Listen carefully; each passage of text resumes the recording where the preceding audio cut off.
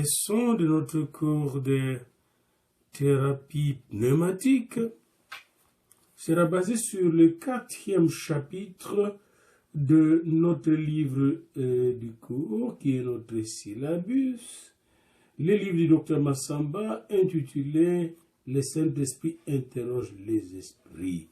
Et l'objet de cette leçon sera de comprendre ce que la Sainte Bible dit concernant les forces démoniaques. Alors, le titre de cette grande leçon sera « Le Saint-Esprit face aux forces démoniaques », 4e chapitre de ce livre.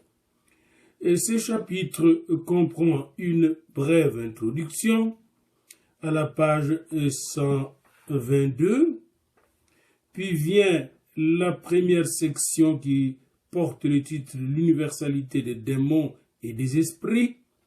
La deuxième section traite de Jésus-Christ face aux démons. La troisième section examine la position des apôtres face aux démons. La quatrième section porte sur Satan et son échec selon l'Écriture sainte. Et enfin, la 5e section porte sur le démoniaque et sa délivrance selon le Nouveau Testament. La 6e section est une synthèse de tout ce que l'auteur nous dit. Alors, dès son introduction, l'auteur dit clairement « Je ne suis ni un exorciste », ce qui est bien d'ailleurs, de type pentecôtiste, ni un spécialiste du ministère de délivrance, ni non plus un démonologue, c'est-à-dire un spécialiste en étude des démons ou de mauvais esprits.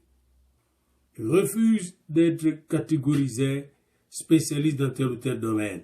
Toutefois, dans mon ministère pastoral, comme l'indique le cas ici présenté, je traite souvent avec des personnes possédées par démons. Donc, dans son ministère, il a souvent eu à traiter, à faire face à des gens qui avaient des problèmes démoniaques et qui ont été traités et délivrés à travers son ministère.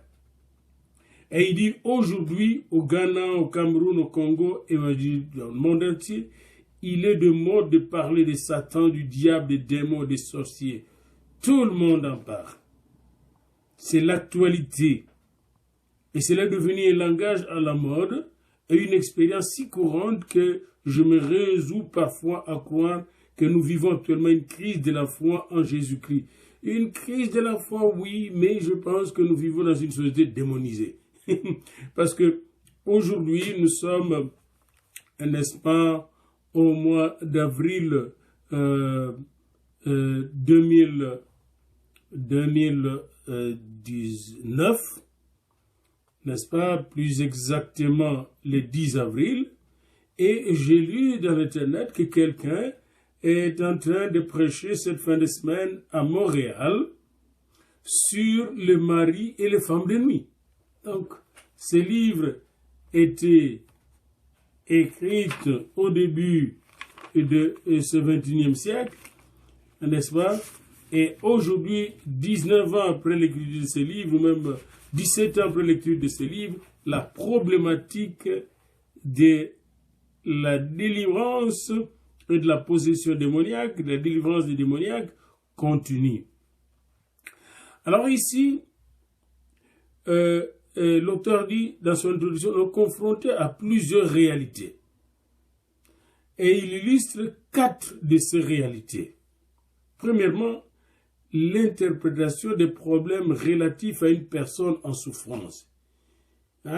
Comment on interprète la souffrance de quelqu'un et comment quelqu'un qui souffre ou qui échoue ou qui a des problèmes interprète-t-il sa situation. C'est un problème herméneutique. Mais c'est aussi, moi je dirais plus un problème de compréhension de soi par soi.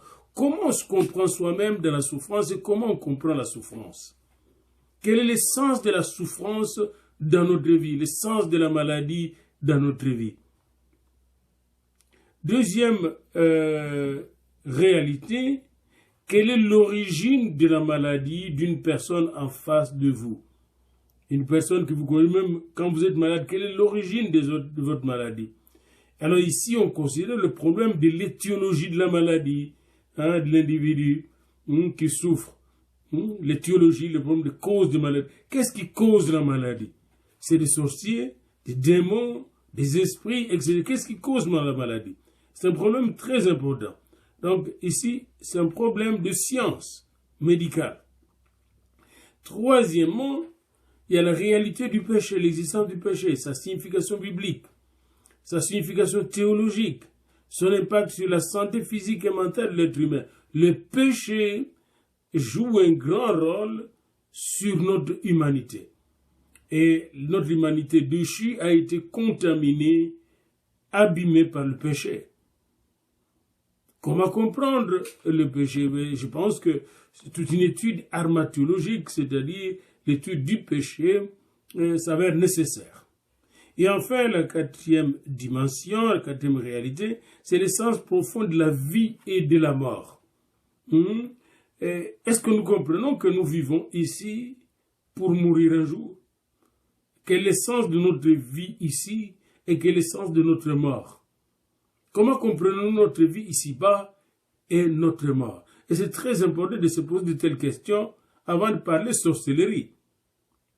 Eu égard à la crise multiforme qui frappe actuellement le peuple africain, mais aussi le monde entier, dans la présentation du phénomène religieux, il serait tour à tour, sinon à la fois fastidieux et hasardeux, d'examiner les quatre réalités précitées, c'est-à-dire le problème herméneutique, le problème de l'interprétation des problèmes qui nous arrivent dans notre vie, le problème de l'origine de la maladie ou de l'étiologie de la maladie, le problème de l'existence du péché et l'essence profonde de la vie et de la mort. Nous nous tiendrons uniquement au témoignage biblique sur la puissance démoniaque et aux avertissements des Saintes Écritures sur ces forces qui sont contraires à la présence de l'Esprit Saint, de l'Esprit Saint ou l'Esprit de Dieu dans le monde. Alors, ce témoignage va s'articuler autour de 5 principaux thèmes développés à travers 5 sections. Alors, vous allez avoir ces 5 principaux thèmes: l'universalité des démons, la christologie, la lecture christologique des problèmes démoniaques ou Jésus-Christ face aux démons, la lecture apostolique de la démonologie ou les apôtres face aux démons, la satanologie et la démonologie selon les Écritures, les délires démoniaques et la délivrance, la personne possédée démons et sa délivrance selon le Nouveau Testament. Puis il y aura la synthèse. Donc, dans ce premier moment, la première section, Massamba démontre que le problème des démons et des esprits malins est un problème universel. Ce n'est pas un problème unique à la culture africaine. Dans la Grèce antique, on croyait à la présence des démons et des esprits. Et quand on parle d'herméneutique d'ailleurs, ça je vous donne une illustration, les Grecs croyaient que Hermès était le dieu de l'interprétation, l'esprit qui interprétait. Et Socrate croyait qu'il y avait un esprit qui l'aidait à comprendre les choses, et c'est cet esprit qui l'a déclaré comme étant le plus sage des hommes, le daimonon. On l'appelle en grec. Donc les Grecs croyaient que le démon existait et que l'esprit des morts était doté d'un pouvoir surnaturel et pouvait revenir dans le monde des vivants. Et cela est vrai partout dans le monde. Les Européens croient en cela, qu'on ne vous trompe pas concernant la scientificité de l'homme blanc. C'est un mythe. Ils croient peut-être plus même aux démons que le noir. Et c'est drôle, mais c'est ce que je constate. La satanologie et le culte de Satan n'a pas été inventé chez le noir. Ici, aux États-Unis comme au Canada, il y a le culte de Satan. Et bien, il y a le culte qu'on appelle le culte de tradition ancestrale. Hein. Alors, ils ont ce culte, là, vous le trouvez en Angleterre, ici et tout ça. J'étais dans une ville qu'on appelle Manchester, Angleterre, et quelqu'un se promenait chaque jour avec un cercueil et disait que c'était son esprit protecteur qui était là, dans la ville de Manchester. Un blond, pas un noir. Mais en Afrique, l'existence du démon est attestée par des esprits, des bêtes féroces, des personnes mortes, etc. À l'oiseau, on va parler de l'esprit qui entre dans le ngandou, le crocodile, un crocodile à l'oiseau, etc. Ce sont, parfois on parle aussi de fantômes, c'est-à-dire les esprits de mort qui reviennent déranger les autres. Donc, et en même temps, les Africains reconnaissent l'existence de Satan, même avant la religion chrétienne, et surtout après la religion chrétienne, l'entrée de la religion chrétienne chez nous. On l'appelle dans ma langue maternelle Kadiampemba. Hein? Kadiampemba, c'est le Satan, n'est-ce pas? Alors, et on sait que le diable, Satan, agit pour faire le mal. Hein? C'est Satan. Alors, les Ankor et les Luganda croient aux esprits des familles qu'ils appellent Ezimu. Les familles les utilisent comme des forces appropriées. Comme le Congo, le Luba et tout ça croient aux esprits des ancêtres.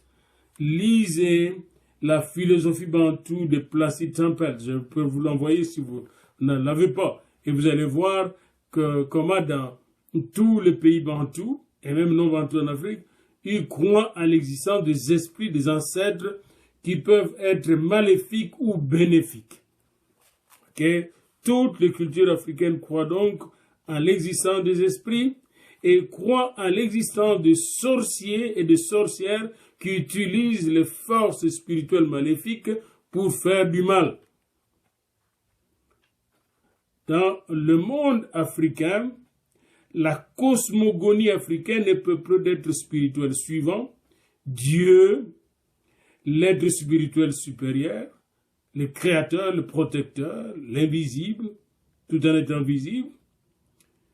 Et après Dieu vient les esprits des ancêtres, morts avant nous. Et quand on pousse plus loin, jusqu'aux esprits de fantômes. Alors c'est très important, comme vous pouvez le constater, les esprits malveillants et les esprits bénéfiques cohabitent dans le même espace, dans le même espace écologique avec les êtres humains. Donc pour l'Africain, on n'est pas seul dans ce monde. Et cela est aussi vrai dans beaucoup de cosmogonies de ce monde. Pour les auteurs bibliques, surtout ceux du Nouveau Testament, les démons est fondamentalement une force maléfique. Et pour eux, les démons, ce sont des anges déchus qui ont été enfermés dans la Tartare et dont les esprits peuvent errer dans ce monde. Les démons se présentent dans le monde ordonné, créé par Dieu, sous la direction de Lucifer, de Satan. Et il y a une hiérarchie de démons. Hein? Dans un cours que je donnerai sur l'occultisme face à la science, ou la thérapie pour la délivrance des occultistes, eh bien, nous verrons la hiérarchie des démons. Les démons donc sont bien organisés autour de Satan qui est leur chef. Et ils peuvent bien affliger des maladies physiques et mentales selon le Nouveau Testament. Il peut provoquer la folie, Luc 8, 32, Matthieu 9, 33, et la provenance géographique et historique des démons ou des mauvais esprits est évoquée sans justification ou spécification philosophique ou théologique sous 5 articulations principales que voici. 1. Les esprits de la nature restent de préférence dans les endroits où il y a la famine, la faim, la misère, n'est-ce pas, beaucoup de fous, Les déserts, les ruines, les cimetières sont des endroits privilégiés où habitent les démons et les esprits malveillants. Ce sont des esprits de misère, de maladies, d'affliction qui habitent dans ces endroits-là. Et au cours des âges, les divinités des peuples non juifs ont été incorporées dans la culture juive et étaient devenues des démons comme Belzéboul, qui est considéré comme le prince des démons. Belzéboul, c'est de Baal. Matthieu 10, 25, Matthieu 12, 24, Marc 3, 22, Luc 11, 15, 19, je répète encore, Matthieu 10, 25, Matthieu 12, Matthieu 24, Marc 3, 22, Luc 11, 15 à 19. Jésus identifie Belzéboul à Satan dans Matthieu 12, verset 26. Jésus identifie Belzéboul, Satan, dans Matthieu 12, verset 26, dans Marc 3, 23, dans Luc 11, 18. Jésus considère Belzéboul comme Satan lui-même. Et vous retrouvez la manifestation cosmique de Satan clairement décrite dans Apocalypse 12. Dans Apocalypse 12, vous voyez les dragons, les serpents anciens, celui qui accuse les enfants de Dieu, comme on le retrouve accusateur dans le livre de Zacharie, accusateur du grand prêtre Josué. On le retrouve dans le livre de Job comme accusateur de Job auprès de Dieu. La Bible parle également des esprits mauvais envoyés du ciel par Satan ou par Dieu pour éprouver, tenter ou punir un être humain. On voit Satan lui-même qui vient tenter Jésus-Christ, qui est envoyé au désert pour être tenté par l'Esprit de Dieu, pour être testé, pour être prouvé, pour démontrer sa fidélité vis-à-vis de Dieu. Dans le livre de Juges, au chapitre 9, verset 23, il est dit que Dieu avait envoyé un esprit mauvais pour embrouiller les relations entre Abimelech et les Sichemites. De la même manière, Dieu troubla la maison de Saul, le roi Saul. 1 Samuel 16, 14, 23, 1 Samuel 18, 1 Samuel 19, 9 à 10. La Bible considère les anges déchus, Genèse 6, 1 à 4, comme des démons dont leur péché consiste à coucher avec les filles des hommes. Donc la débauche vient des anges déchus, des anges démoniaques ou démonisés. Et dans l'Antiquité, leur commerce sexuel avec les filles des hommes donna lieu à la naissance des géants de l'Antiquité. Les révélations d'Enoch, qui ne sont pas dans chacune des versions bibliques courantes, donnent d'importants détails sur cette histoire et sur la punition infligée par Dieu aux anges. Comme nous le voyons dans l'épître de Jude, Jude évoque le livre d'Enoch. Jude, chapitre 7, 8, 9, est évoqué, le chapitre 8, 7, 8, 9, est évoqué par Enoch lorsqu'il parle des anges enchaînés dans les ténèbres jusqu'au jour du jugement. Jude parle des anges enchaînés dans les ténèbres jusqu'au jour du jugement. Ils sont dans la tartare, dans l'abîme. Ils attendent impatiemment le jour du jugement. Et c'est Jude qui en parle. Il faut bien lire ce livre de Jude. Quand il est bien aimé, alors laissez-moi lire ce livre avec vous. À partir du verset 3, il n'y a qu'un seul chapitre. C'est Jude, serviteur de Jésus-Christ et frère de Jacques, à ceux qui ont été appelés et qui sont aimés en Dieu, le Père, et gardés pour Jésus-Christ. Probablement c'est Jude, le frère de Jésus, le demi-frère. Que la miséricorde, la paix et l'amour vous soient multipliés. Bien-aimés, alors que j'ai désiré vivement vous écrire au sujet de notre salut, quand même, c'est un livre de sotériologie, la théologie du salut, je me suis senti obligé de vous envoyer cette lettre pour vous exhorter à combattre pour la foi qui a été transmise aux saints une fois pour toutes. Autrement dit, la foi en Jésus-Christ, la foi en Dieu, nous a été transmise par l'Esprit une fois pour toutes. Nous devons combattre pour garder cette foi. Car il s'est glissé parmi vous certains hommes dont la condamnation est écrite depuis longtemps, des impies qui changent la grâce de notre Dieu en dérèglement et qui régnent notre seul Maître et Seigneur, Jésus-Christ. Les impies, les instruments du diable s'étaient glissés dans l'Église de Dieu. Je veux vous rappeler à vous qui savez fort bien toutes ces choses, que le Seigneur, après avoir sauvé le peuple et l'avoir tiré du pays d'Égypte, fit ensuite périr les incrédules, qu'il a réservé pour le jugement du grand jour, enchaînés éternellement par les ténèbres, les anges qui n'ont pas gardé leur dignité, mais qui ont abandonné leur propre demeure. Et que Sodome et Gomorrhe et les villes voisines qui se livrent comme eux à la débauche et à des vices contre nature sont donnés un exemple subissant la peine d'un feu éternel.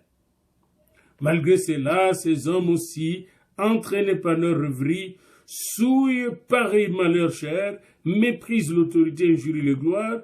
Or, l'archange Michel, lorsqu'il contestait avec le diable et lui disputait le corps de Moïse, n'osa pas porter contre lui un jugement injurieux, mais il dit que le Seigneur te réprime. Bien-aimé dans le Seigneur, ici, au verset 9, on nous parle de l'archange Michel qui s'est disputé le corps de Moïse avec le diable, Satan, quand Moïse est décédé. Pourquoi? Tout simplement, quand vous lisez le Pentateuque, vous allez découvrir dans le livre de Deutéronome que Moïse avait péché envers Dieu pendant la marche dans le désert en frappant sur le rocher prouvant de l'eau au lieu de parler au rocher comme Dieu le lui avait demandé. Eh bien, Satan pensait que ce problème n'était pas réglé avec Dieu, et puis Moïse avait d'autres péchés, il avait tué quelqu'un en Égypte. Satan ne savait pas que lorsque quelqu'un vient au Seigneur Dieu, est appelé par le Seigneur Dieu, eh bien, tout son passé est oublié, effacé. Alors là, il voulait prendre le corps de Moïse probablement pour lui donner un bon enterrement, lui faire une bonne sépulture. Comme ça, les gens vont aller comme aujourd'hui encore. On a de très bonnes sépultures dans nos villages, de bons sépulcres dans nos villes, dans nos pays. Et les gens vont parler aux morts, là. Et Dieu n'a pas voulu le culte de mort, car ce sont des cultes démoniaques. Et l'archange Michel a pris ce corps et l'a enterré lui-même, et on ne sait pas où se trouve cette âme. L'essentiel ici, c'est de savoir que le chef des démons bien connu, vous le retrouverez dans les 2 premiers chapitres du livre de Job. Et dans ce livre, vous allez voir même comment il travaille, comment il opère. Job ignorait le mouvement de Satan. Job ignorait les actions de Satan. Mais vous et moi, nous avons la grâce de connaître très bien qui est Satan et qu'est-ce qu'il fait. Il est le prince du monde de ténèbres. Les Juifs considéraient le faux dieu des païens comme des démons. Et ils font partie de la constellation des anges déchus. Ils sont les instigateurs de toute idolâtrie. Deutéronome 32, 17. Psaume 106, verset 37. Lisez Deutéronome 32, 17. Deutéronome 32, 17. Psaume 106, verset 37. Paul le confirme en disant que les sacrifices offerts aux idoles sont donnés en réalité aux démons. Et quand vous faites des sacrifices même dans le tombe, vous êtes en train de le sacrifier aux démons, pas aux morts qui est parti. Le culte qui est offert aux idoles est en fait offert aux démons, c'est-à-dire aux mauvais esprits. Et l'apôtre Paul instruit les chrétiens de ne pas faire de telles pratiques qui le mettent en communion avec les démons. car en le faisant, ils communiaient à la fois à la table du Seigneur et à celle des démons. 1 Corinthiens 10, 19 à 21. Ils attirent ainsi contre eux-mêmes la colère de Dieu. Alors nous devons faire attention à cela. Jésus-Christ lui-même est venu dépouiller le diable, détruire les œuvres du diable. Jésus-Christ et ses apôtres nous ont offert plusieurs vérités relatives aux pratiques pastorales et aux enseignements sur le démon. La pratique pastorale de délivrance des démoniaques nous a été initiée par Jésus-Christ lui-même et pas par Moïse, pas par les prophètes de l'Ancien Testament. Alors, c'est Jésus qui a dévoilé qui est le diable. Dès le début de son ministère, quand vous lisez dans Matthieu au chapitre 4, vous allez voir que Jésus commence son ministère par une confrontation avec le diable. On dirait que Dieu l'a amené sur le ring avec le diable pour l'entraîner à combattre le bon combat en notre faveur sur la terre. La tentation de Jésus dans le désert. Matthieu chapitre 4, et il va sortir de cette tentation rempli de puissance et du Saint-Esprit. À l'époque de Jésus, les Écritures signalaient surtout des cas de personnes possédées par des démons ou des esprits impurs que Jésus a guéris, et c'est parfois avec force de détail. L'on apprend dans les Écritures que des démons peuvent conduire les possédés à la folie. La légion de démons à Guédara, espèce particulièrement impure de démons chez les Juifs, y excellait. Ces démons séjournaient dans le tombeau et consentirent à entrer dans un troupeau de porcs. Marc 5, 1 à 20. J'aimerais que nous puissions les lire dans un secours, parce que nous allons prendre quelque chose de très important ensemble et qui n'est pas du tout théorique. Marc 5, on commence au premier verset. Ils arrivèrent sur l'autre bord de la mer, après la tempête apaisée, et nous savons que cette tempête pouvait être une démonstration de force diabolique qui voulait empêcher Jésus de traverser de l'autre bord où était une forteresse de l'ennemi, mais Jésus est parti et probablement qu'il est allé délivrer ces démoniaques pour prendre contrôle de cette forteresse qui empêchait toute la région de recevoir la parole du salut. Ça, c'est une hypothèse qui est plausible. Donc Jésus, il arrive dans le pays des Gadaréniens, et aussitôt que Jésus fut hors de la barque, il vint au-devant de lui un homme sortant des sépulcres, possédé d'un esprit impur. Notez bien, esprit impur. On ne donne pas de nom ici. Cet homme avait sa demeure dans les sépulcres et personne ne pouvait plus le lier, même avec une chaîne. Il avait une force extraordinaire, démoniaque. Car souvent il avait eu les fers aux pieds et avait été lié de chaînes, mais il avait rompu les chaînes et brisé le fer, et personne n'avait la force de le dompter. Ici, on est vraiment en thérapie pneumatique. Les esprits possédaient contrôlaient tellement cet homme que personne ne pouvait le dompter. Il avait une force démoniaque extraordinaire. Il était sans cesse nuit et jour dans les sépulcres, sur les montagnes. Il criait et il se meurtrissait avec des pierres. Il se blessait, un peu comme les jeunes filles qui se coupent tout le temps avec des lames de rasoir. Ayant vu Jésus de loin, il accourut et se prosterna devant lui. Encore sur le plan pneumatique, vous voyez l'esprit de Jésus qui est plus fort que ces esprits démoniaques, ces esprits impurs. Et le démoniaque s'écria d'une voix forte, « Qu'y a-t-il entre moi et toi, Jésus, fils du Dieu très haut ?» Donc ici encore sur le plan de la thérapie pneumatique, la thérapie du Saint-Esprit, les démoniaques, les démons qui étaient en lui, reconnaissaient Jésus-Christ comme le Fils du Très-Haut, du Tout-Puissant. celui qui est élevé, élevé. Je t'en conjure au nom de Dieu, ne me tourmente pas. Et ailleurs, il est dit, n'est-ce pas, ne viens pas mettre fin à mon existence avant la fin des temps. Et les démons savent qu'il y aura une fin des temps et il y aura un jugement final. Car Jésus lui disait, sors de cet homme, esprit impur. Encore ici, on voit que si tu as l'esprit de Jésus, tu as l'autorité de dire à l'esprit qui possède quelqu'un, sors de cet homme, sors de cette femme. Encore là, la thérapie spirituelle nous donne cette autorité qui vient du Saint-Esprit. Esprit impur, sors de cet homme. Et il lui demanda, quel est ton nom? L'Esprit répondit, Légion est mon nom.